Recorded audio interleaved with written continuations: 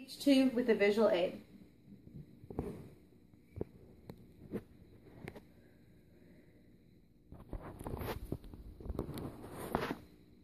There are for the most part, 4 levels of education in the public school district. There are honors, regular, remedial, and special education.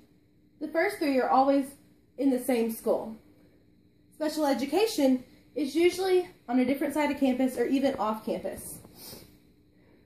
So why is this done? Why are special needs students isolated? And what happens when special needs students are placed in the classroom with the general public? Most of us know someone who has a mental disorder, and everyone knows someone who has one or more mental disorders. So it's important that we understand that the education of these individuals will affect most of us. Here are the basic questions we should ask, followed by the pros and cons of inclusion. Here are the 4 basic questions that we should ask before forming an opinion on the subject. First, what are the costs financially to include kids in everyday classes?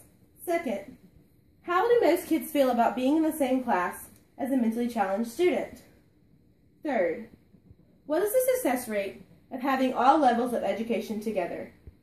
Fourth, how much data is there to help understand the effects of inclusion? Let's talk about the pros of inclusion first. For the most part, inclusion is no heavier financially to a school than a separate special needs program. Special aids and helpers are still required, but the lack of the large special education programs frees up enough funds to keep inclusion going. Second, most students, especially if part of inclusion, at an early age see mentally challenged individuals as a normal part of society. According to the New York Times, children learn empathy and tolerance for those who are different. The cons of inclusion.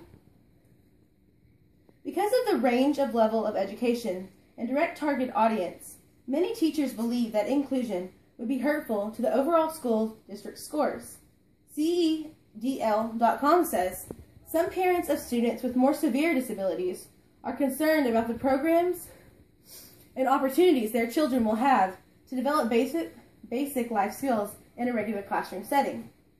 There are also cautions about inclusion because of the fears that their children will be ridiculed by other students. There is no doubt that some students will never accept or respect children with special needs. Also, being as such a hard subject to gather data from, the success rate from inclusion ranges from place to place. There is no doubt that special needs students are a part of the real world, and they have the same rights as anyone else, including the right to proper education. So now that you've learned some of the questions regarding inclusion, as well as some of the pros and cons, let's see if we can figure out the best way to teach our general students as well as our special need ones. Thank you. Please get my audience one more time.